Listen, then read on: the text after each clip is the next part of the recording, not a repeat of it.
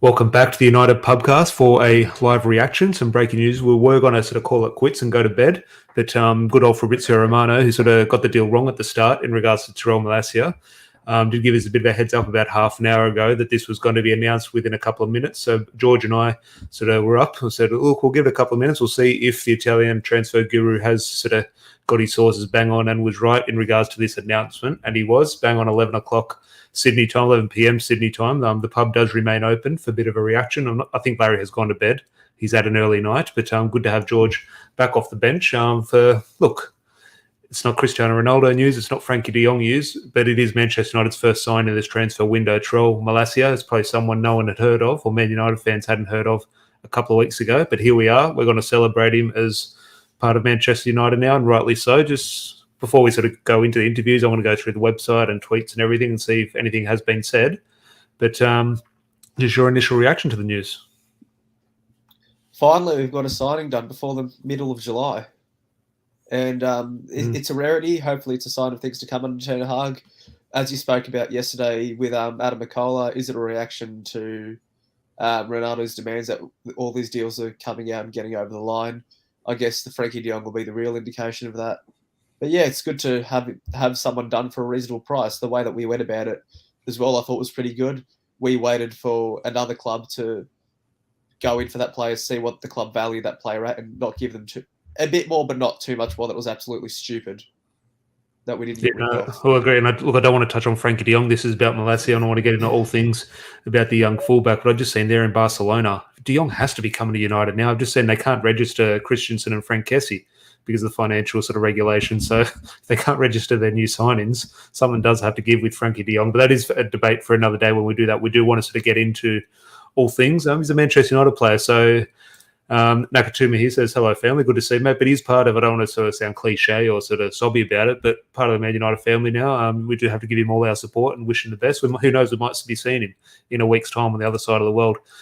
Speaking of the other side of the world, on the other side of the country, good mate of ours, Ian, good to see you, mate. Definitely catching up with him in a week or so. Emad, good mate from Man Cave United, long time no see. He's talking to Nakatuma. And Vin, good to see you, mate. Welcome to the club, TYRELL. And Football Capital Borche here, let's go Malacia.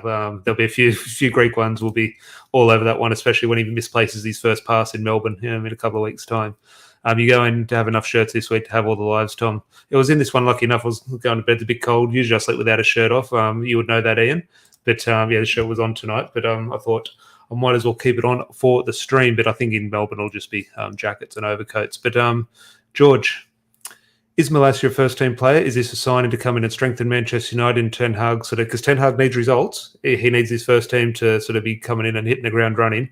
Or is this a sign-in for the future? And Luke Shaw is still our first choice left back. Even though Luke Shaw may initially be the first choice left back, I do think Malacia is a first-team player. And the reason I say that, he's been capped by the Netherlands 5 times. Yes, he's second choice to Patrick van Aanholt in that team, but I do think he'll be involved in that Netherlands World Cup squad. And if he takes his chance and plays regularly for United, you'd like to think he gets picked over Van Aanholt for the national team. And he's a player that Ten Hag is familiar with him.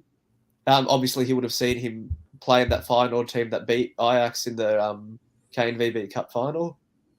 Well, there's that footage, and again, I don't know how accurate this footage is, but it was floating around in subtitles, obviously speaking in Dutch at the time, but the subtitles did suggest when Ajax were playing Feyenoord, the camera went on to Erik ten Hag and he turns to his assistant and says, make a note of this left back, he's really good, sort of thing. So that was obviously potentially with a view to bring him into Ajax in a year or two's time. Ten Hag finds himself in charge at Manchester United, and obviously he joins him at Man United. So this does have the makings, or does definitely have the soundings of it's an Erik ten Hag signing. Is this signing coming in under Jose Mourinho or Ole Gunnar Solskjaer? Probably not, especially not for that price. So this is definitely one where you can get that excitement, where this isn't a Ed Woodward commercial-based signing. This is what the football manager wants from the football department, and that can only be a good thing. But do get your thoughts in the live chat. Just your thoughts. Do you expect to be a first choice? Do you think he'll be backup? Do you think he'll sort of feature heavily in the Europa League? Or do you want to see him start over Luke Shaw? At the moment, I think Luke Shaw does have that spot, and we'll forget Alex Telles in this. I just think one of them has to leave now, you would assume, and obviously Luke Shaw is near impossible to sell, in my opinion. I think Telles will be the one who falls by the wayside. Just comment here before we get into one or two things about the unveiling of Malacia. Eric here, good to see you, mate. Evening, fellas. If I were Cristiano Ronaldo, I would try to make a bigger statement and help United win the Europa League, a trophy he doesn't have because he never needed to fight for it, but it is a trophy, which sounds stupid, but I agree. And Cristiano Ronaldo has a different mindset to a lot of us, but that is where I see, okay, has Lionel Messi won a Europa League? No, Cristiano, you go win a Europa League. You add that to your legacy. I know it's about the Champions League for him. I fully understand that, accept that, and I respect that. Yeah, write yourself. No, he doesn't need to write himself further into Man United history, but he could by winning a Europa League. Again, I know he thinks differently, but that's just maybe the Man United sort of hat on that I do have on in regards to that. But the Ronaldo discussion, that is obviously debate for another day, and I'm sure we have plenty of those over the coming weeks. But I'll just sort of read out the statement on the Man United app they released actually a couple of minutes before 11 o'clock on the Man United app here. They say Man United is pleased to confirm that TYRELL Malacia has joined the club, signing a contract until June 26, with the option to extend a further year.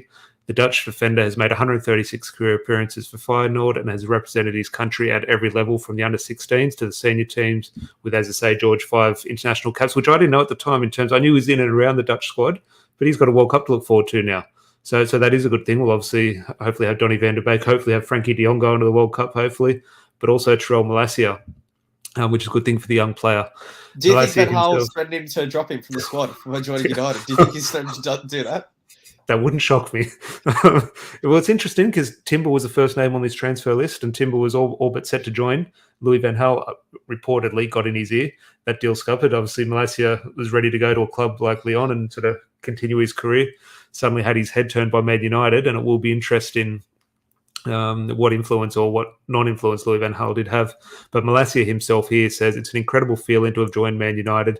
This is a new chapter for me, a new league with 2 new teammates and a tremendous manager in Erik ten Hag leading us.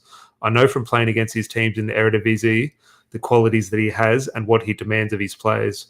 Whilst I know that I'm still young and will continue to develop, I can promise the United fans that I'll leave everything on the pitch every time I pull on the red shirt. I'll always be thankful to Feyenoord for they've given me to me and my family. None of this would be possible if it wasn't for them. Now I'm ready to focus on the future with United and to help my club achieve success. Which all these statements, whichever play comes in, I remember I fell in love with Alexis Sanchez statements and Di Maria statements. These statements are very easy for a player, but I'm a fan. I'm going to lap it all up. I love the guy already. So I think that's exactly what you want to hear from your new signings. But just your thoughts, do you take anything from his words there? Like every first interview, they're beach balls. You hit them out of the park. You warm yourself to the fans. It can't be too bad. And it's one of those things that maybe we should have taught him how to play the violin just so we can end the curse of his music. I was expecting Patrice Evra in some type of sort of unveiling, because obviously I think a lot of us have done our YouTube scouting, and both physically the way he looks, but also the way he does play the game, kind of a diminutive sort of left back. He does remind you of Patrice Evra. So what have you seen of the player? I'm not sure if you did watch the Conference League final where he came up against Jose Mourinho's Roma, but I'm sure you've done sort of YouTube scouting like everyone else. What do you make of him from what you've seen? I don't remember too much about him from the Conference League final, but where I do remember him here and there is the couple of Nations Leagues games that he played for the Netherlands. The one that I watched from the full 90 minutes was against Wales, which my man, who I still think we should sign, Wout Weghorst, scored the winner, and Malacia actually provided that cross. Well, do you think that? Where do you think Erik ten Hag is? Obviously, you want a fullback to be able to provide on both sides of the game, both attacking and defensively. But what's the reason behind Malacia in terms of a football sort of perspective? Like if you're bringing in a Cristiano Ronaldo, if the manager's Chelsea's bringing in Ronaldo, it's for goals. If you're bringing in Christian Eriksen, you're bringing in for their creativity. Are we bringing in a Malacia for the defensive side of things because we are quite weak defensively? If you look at our how we've slackened off at left back in regards to transition, how Luke Shaw and Alex Tellez can get caught out, or do you think he's looking at the other side of the pitch and sort of getting that left back forward and providing crosses? Because we do look at the 2 best teams in the league, in Liverpool and Manchester City. Their left backs, they play as left wingers, and our left backs at Old Trafford play in the back of the Stretford end. Like that's how deep they play at times. And I'm just thinking, what is football wise is Erik ten Hag trying to get out of this signing? I think the one thing that stands out to me about Malacia from the limited games I've seen of him is that he is quick in transition, and that's something that we've criticised Shaw for in terms of being lazy getting back. Yes, I guess you could say similar things about Andy Robertson or Jacques Anchel at left back, but ultimately when you've got world class centre backs behind you, you don't have the transition from attack to defence of the fullbacks isn't as heavily scrutinised. But unfortunately, the case is we've had Harry Maguire try on that left side of the back two, trying to cover for a transition has just gone from one mistake to another. There's a comment here, gone potential. I'm not sure if this is Larry. If Larry has sort of woken up from his little nap, or a good mate Antonio. Could be Antonio.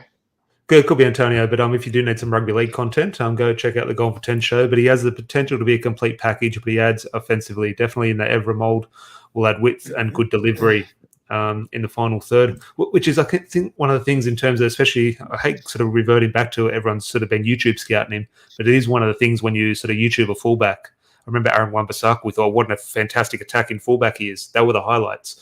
You don't often get sort of highlights of a fullback defensively. Everything you do want to see, he's in that final third in terms of getting crosses in, getting goals, or sort of get into the line and making things happen. So it will be fascinating to see. I think fullback is a position where it's very, I wouldn't say easy.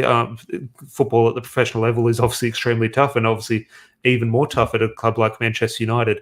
But if you're going to come into a new team or come into a team like a youth player coming in, fullback, as a former player, I'd never played fullback, but it is the one position quite easy to do. I remember when Matteo Darmian came in, he looked like he took one throw in. All the fans thought he was the next Gary Neville.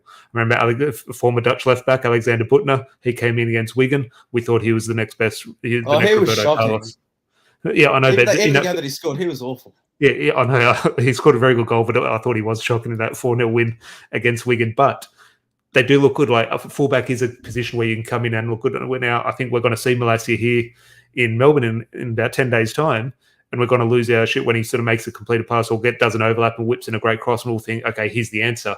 And I think we're in a very sort of precarious position as Man United fans now to not put too much pressure on him, because, as I say, he's going to come in and make a pass or make an overlapping run that Luke Shaw might not make, and we're going to think, how good is this guy? He's the answer.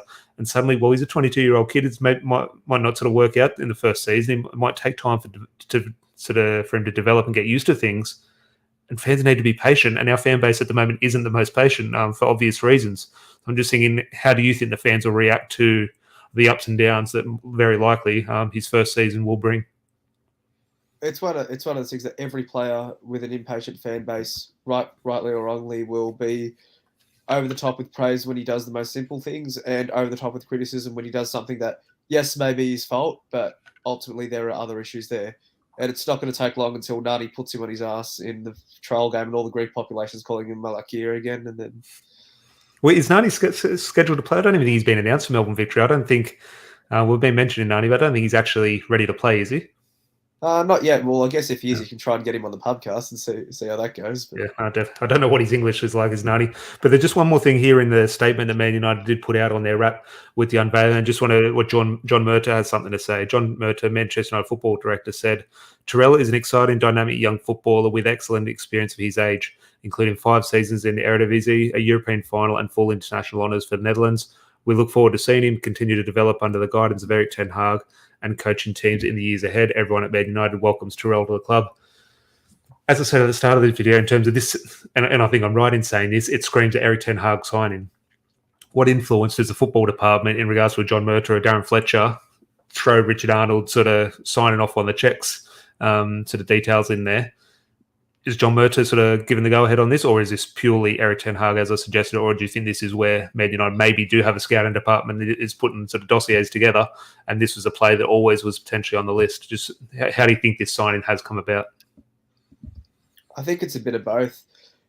In an ideal world, everyone's pulling in the same direction. So whether it's Ten Hag or Murtagh or Richard Arnold, if one of those players, or one of those people in a position of power has identified this player, you'd like to think that he was on the radar of everyone if we're all pulling in the same direction, and that's what we'd like to think that the direction is under Ten Hag and this fresh start. So for me, it's not too much of a concern who identified him, as long as we're all pulling in the same direction. It doesn't really matter who did it. Yeah, no, definitely a lot of chats. A lot of guys in live chat obviously giving their welcomes to TYRELL. I almost called him TYRELL Mitchell. Is that an NRL player? Is that sounds like an NRL player? Latrell Mitchell. That's it. Yeah, I don't know if that came out there. I'm not sure where I heard that last night on Fox Sports News or something.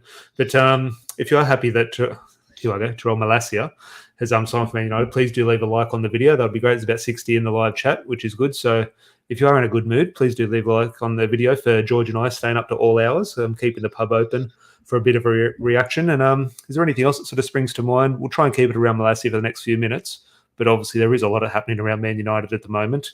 But anything else sort of spring to mind as I have a sort of one last scroll through Twitter for some more talking points? Not really with regard to Malacia. I guess if the news about Poch had come out a few months ago, would Ten Hag be our manager? Who knows? But I'd like to think what yes, happens to Pochettino? Like maybe this is an extreme view and a little bit tongue in cheek. I've been saying he'll be the Spurs manager by Christmas. I wouldn't be surprised. Conte is inevitably going to walk when he follows that cycle of not getting the backing from Daniel Levy. Poch loves London. It's a match made in heaven. Yeah, Latrell Mitchell does play fullback, so yeah, it wasn't too far from there. But it's an interesting one with a lot of people have been mentioning the last couple of days in terms of Ronaldo number 7, Bruno number 8's available. Bruno's going to take number 8. So what does that give Christian Eriksen? A left back is one of those ones where they can almost get anything. Could you see him getting 3 very Bailey left, or do you think as a young player coming in, they'll just give him sort of a random squad number? I could see him getting number 3, but I don't see Eric Bailly leaving either. So that's the thing. Yeah, I think he'll get something like number 12. 12 or 13, that's what I could see him getting. You haven't been on a couple of days, George. I want to tie the Ronaldo discussion into this one. Ronaldo, we got someone across the ball to you because obviously Ronaldo's not happy at the moment for sort of a multitude of reasons. And something that sort of was obviously one of his pet hates last season was the delivery into the box or the service he was receiving. That obviously wasn't something that he was sort of too happy about, and obviously not happy about the Champions League football. Everything weighed on top. It's resulted in him potentially throwing the toys out of the pram and looking for an exit. We've sort of alluded to the potential idea that the reason Ronaldo has come out with this stuff in recent days is to get Man United to make a sort of bit of an impact in the transfer market. Now, Malacia is not a Marcelo, or he's not a Dani Alves, or he's not a world-class fullback in terms of what Ronaldo expects at the top level. But is this something... this deal was always going to happen. This Malacia deal was out before the Ronaldo news. But have United sort of sped things up off the back of what Ronaldo is doing, or do you think they're completely two separate sort of different cases? I mean, you like to think the club's going to do everything that they can to keep Ronaldo, but look, ultimately, at the end of the day, if Ronaldo wants to leave, I don't begrudge him. A player like that needs to be playing at the highest level, especially at this stage in his career where he's not going to have too many years left at the top. And I want to go back to the comment that Eric made at the start of the video, like that Ronaldo should stay and win a Europa League because it's a trophy that he's never had to fight for. Look, it's just one of those things that I'm sorry, but I disagree. I could never take the Europa League as a trophy, and I've given my reasons being. You say that, George, and look, I understand and agree and accept those reasons. However, what we talk about sort of, and I think a lot of us do have the same mentality. We're going to meet many Man United fans in Melbourne who have travelled out from Manchester to Melbourne. And here we are on the other side of the world, and we're sort of going to that. Unfortunately, we go into the category of fans as tourists when we go overseas sort of thing to watch Man United. But I think a lot of us do have the mentality of a match day fan, even though we don't go to the games week in, week out. I think a lot of us do have that patience and that mentality of what we want to see from our football club and our football players. And a lot of people who are match day fans who go over there, they say those people who talk down the Europa League, and obviously from a football point of view, yes, talk down. Of course, it's not the level that we wanted to aspire to be at. But a lot of them say, look, anyone who's talking down to the Europa League or even the Conference League, to be fair, weren't at Stockholm for the Europa League final against Ajax or weren't in Rotterdam for the Cup Winners' Cup against Barcelona. I know the Cup Winners' Cup, I'll tell you why that's different, because at the time... Yeah. I understand. At the time, it's the best eligible teams competing. Yeah. For example, the Carabao Cup, regardless of how teams treat it, it's still a major trophy because the best eligible teams are competing. The only thing that I have against the Europa League in terms of the prestige of it is that it's not the best eligible teams competing.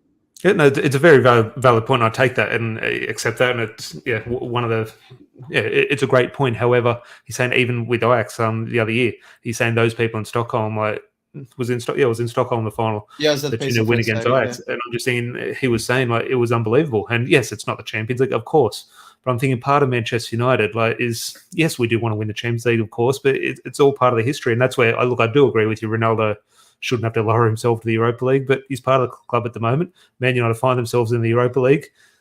There's a part of me which sort of agrees with him to leave, but also say, well, hang on, get on with it. I'm not saying you're the reason we're in the Europa League, but you're a part of the team that got us there. Deal with it. You're under contract. Take us back to where we should be. But that is obviously that debate's not going to go out. I think everyone's thinking, let's get it over and done with quick. Let's come to a conclusion very quick on Cristiano Ronaldo. I don't think that'll happen. I think this is something that could drag into the season. I think this is one where it could go to deadline day. And is he going to stay? Now, that, in my opinion, would mean he's not going to be on the plane to Australia in a couple of days' time. Just your thoughts on that one, because it does look like he's back in Portugal. And unfortunately, it does look he was cited family reasons the other day, and a lot of people sort of rolled their eyes, and I did the same thing, rolled our eyes at family reasons. And who knows, and who are we to judge from the outside? It unfortunately does look like potentially someone in his family is actually sick in Portugal. He had to cut his holiday short. I think he was in Spain. So fingers crossed that is not the case, and he's sort of citing family reasons just to get out of it. But just your thoughts in regards to the immediate future, Ronaldo and pre-season tour. We're both down in Melbourne next week. Are you expecting the Portuguese winger? I say winger. He used to be winger. Not at all. I'm not expecting him. But I just think the worst thing that could happen is that we do leave until deadline day and he leaves. Because if he were to leave right now or state the intention that he wants to leave and we let him go effectively, we've got a whole window to plan for who we want our replacement to be and which striker fits Ten Hag's system. If this is drags out until deadline day and eventually Bayern Munich or Chelsea come in for him and get their man, we have to go 6 months with Martial as our starting forward or Rashford. And ultimately, that's my next point I want to bring to you. Just one or two more comments here. I just want to bring him. I don't want to mispronounce your name, mate. Olandegen. I'm going with that. Apologies if I butchered that, but good to see you new, mate. Hope you are subscribed if you are new. Good to see your opinions in here. Hello, I'm very happy to hear this complete transfer of TYRELL Malacia up United. Look, while we knew this was going to happen, it is always good to see the confirmation, someone holding up the shirt. It's like a kit. We all know what the new kit's going to be. When it's officially announced, it sort of hits different, those little things like that. So definitely good to see it over the line. Francis here, welcome to Man United Malacia. Gone for 10 here, 73 in the chat. Yeah, it's a touch on 11:30 now, so do give us a like. If you are in the live chat, that would be great. And obviously, if you are happy, Man United have made that official sign-in. Costly, Ian saying the same thing as well. And just a little bit back on what we were discussing earlier in regards to the ability of fullbacks going forward and how good they can look on their debuts. Antonio here saying, "Isn't that what we thought Delo was after one cross?" I think that is one of the things. And I was talking to Borche the other day, talking about these fullbacks and crosses. I think it must have been around Malacia. And you think of all the whatever we think of Luke Shaw, he's in a position. He does get in areas where he can deliver a good cross. If you think he has a good one or a bad one, he does throw the occasional sort of good delivery in there. Tellez looks like he should have a brilliant one. He just sort of does it from the wrong areas. So he hasn't really brought that ability that was sort of shown from Porto. Diogo Dalot looks a fantastic footballer, but if you look at every second cross, it does end up in row Z. The worst footballer of our fullbacks is Aaron Wan-Bissaka, but statistically, he's actually our most effective sort of person going forward from a fullback position in regards to cross completion, which is crazy. Yeah, it's one of those things that you never notice it because he's so awkward on the ball and never really gets a chance to get in those positions. And it's one. If you think about it mathematically, Dalot gets, let's say, puts in 10 crosses a game, might hit 2 or 3 of them. That's 30%. But because he's a good footballer and has footballing ability, he can get himself in that position to whip in a ball more often. If you look at Wan-Bissaka, he might put 2 crosses in a game, make one of them, but that's a 50% success rate. But because he's not that great a footballer, he doesn't get the chance to whip it in. And that, in a positive way, pats his stats. Yeah, no, definitely. Actually, I saw when I was looking at some Scott McTominay stats, I was comparing him to other midfielders. He actually had a higher pass completion percentage over a lot of sort of top midfielders. But then if you actually looked at the amount of passes he attempted, he didn't actually make that many passes. So that is why his percentage was actually quite higher than some of the other better footballers. But just comment here, there was a little bit earlier, Samuel here, mate. Good to see you in the chat, mate. Anthony's what we want for now. Ronaldo leaves. Now, Anthony's not a striker. He's not that central sort of focal point. Ronaldo leaves.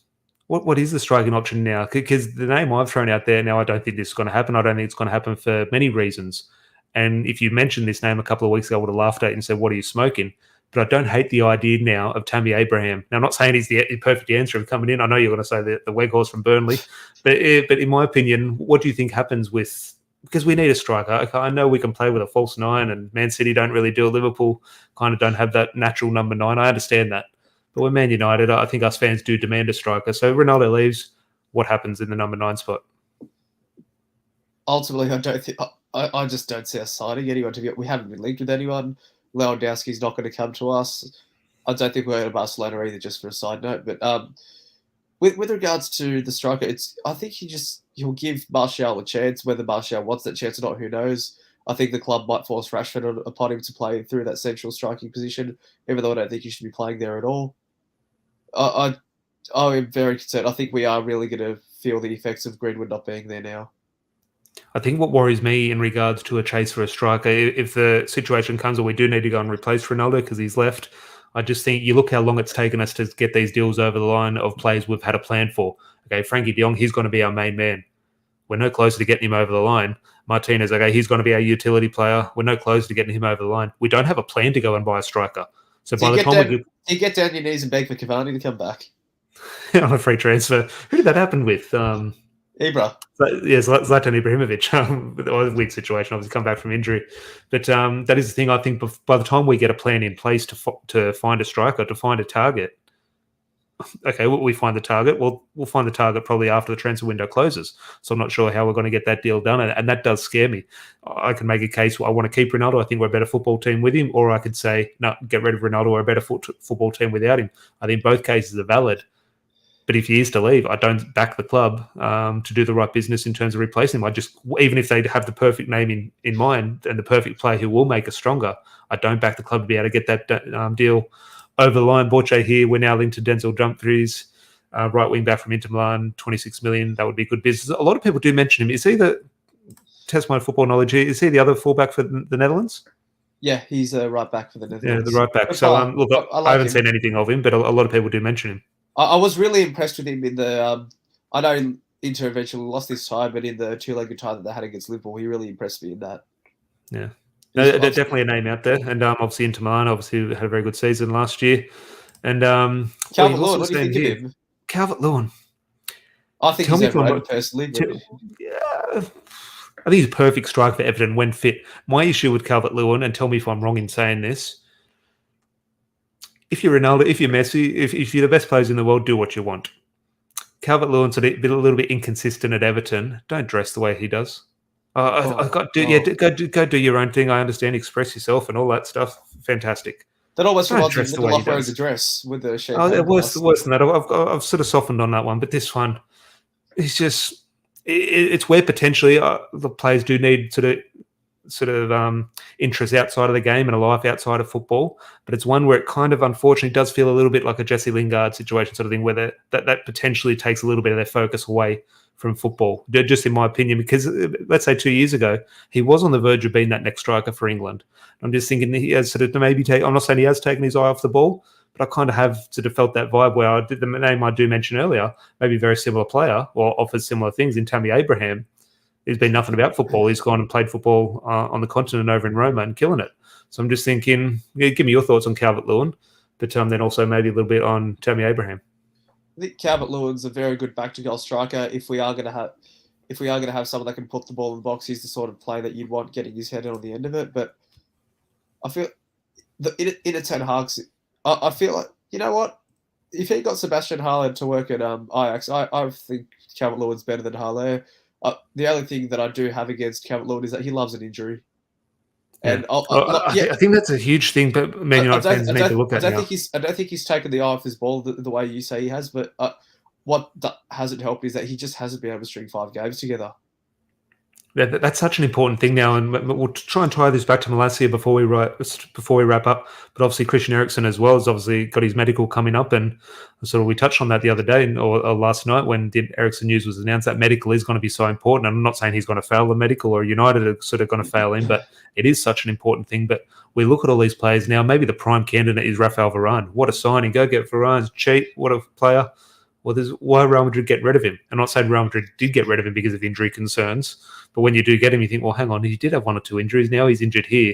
How important is that in terms of signing a player? Because we have signed injury-prone players before. Look at Robin van Persie.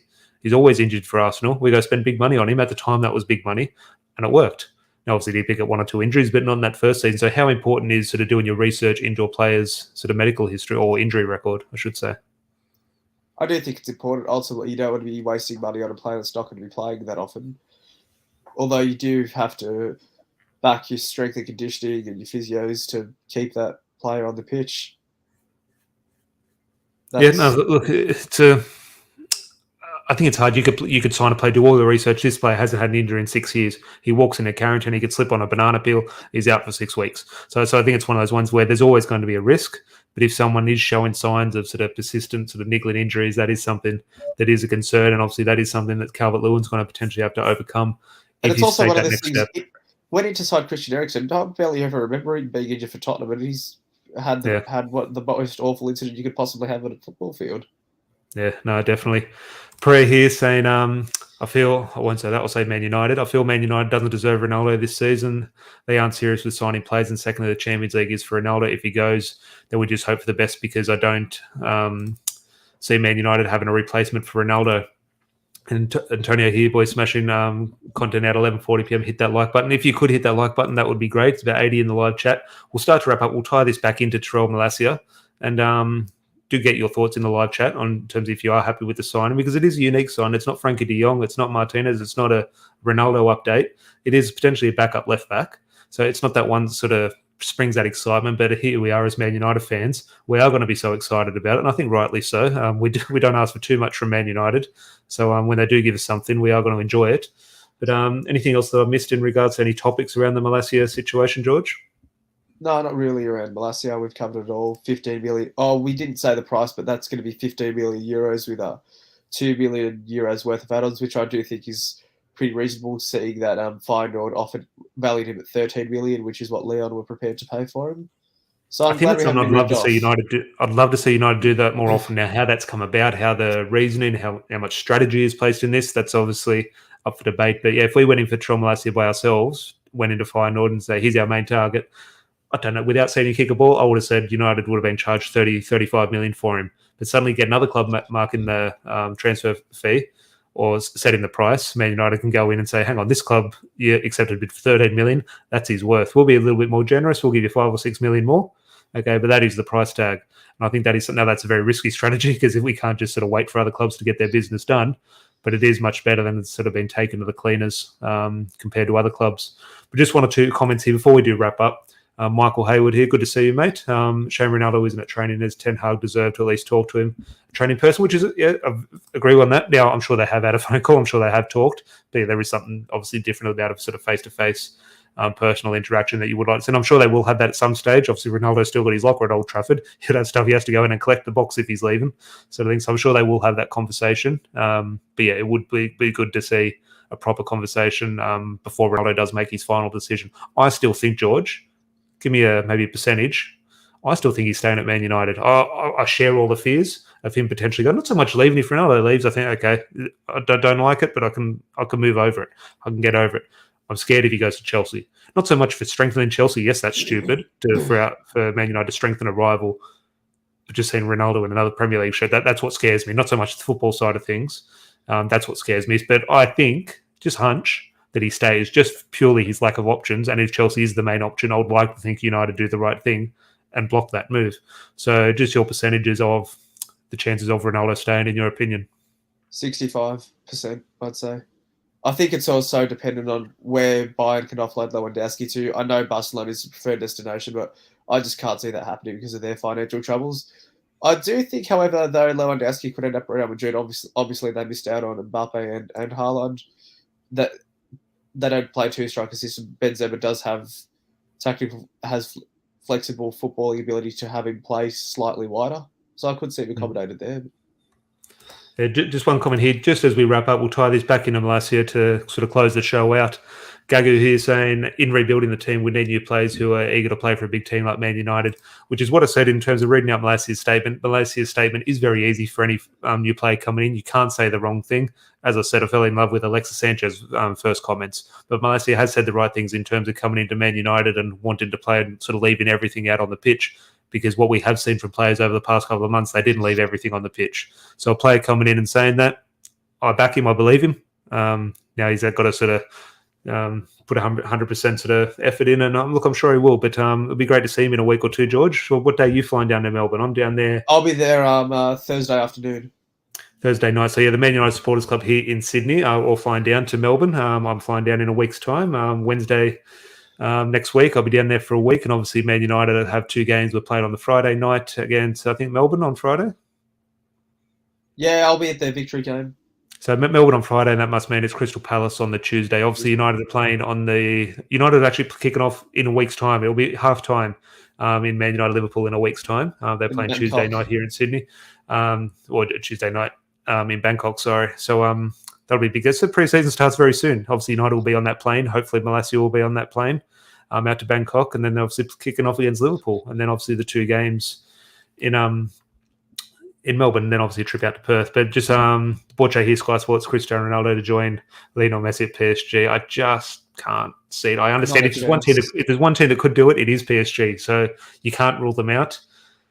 Just not a chance. Mbappe's not giving up his jersey number for him, especially after that's the case. Sporting director. Yeah, Mbappe is the one he's the one who's calling the shots there. Obviously, he got rid of Pochettino quick smart. Antonio, he's saying, see you Friday morning next week, boys. Definitely keen for a couple of beverages with everyone travelling down there. But George, thank you very much for filling in for Larry. I think he might have been in the chat. So hopefully he is sleeping well. Yeah, now that Antonio revealed himself, we know that God for 10 shows. Larry, unfortunately, the Dogs had a loss on the weekend, but for the first time in 3 years, we won back-to-back games. So you're all happy on the Bulldogs side at the moment. Fingers crossed that can translate to Man United form. Fingers crossed starting in a week's time in Melbourne. But look, I am over the moon that we have finally got this deal over the line, but obviously a player who sort of does provide that excitement. Good to welcome TYRELL Malacia to Manchester United. If you are happy that is done, please do leave a like on the video. If you could subscribe, please do. That'd be great because Larry and I and George and a few others in the live chat will sort of be bringing you plenty of content from down in Melbourne, from down in pre-season. I'm not saying we're going to have a sit-down with Malacia, but who knows what sort of plays will come across and what content we'll be able to bring you. So make sure you do hit that notification bell so when we do sort of upload, you are notified. And George, pleasure as always, and I'll chat to you down in Melbourne. Yep, thank you very much. Cheers, everyone in the chat. We'll chat to you soon. Cheers.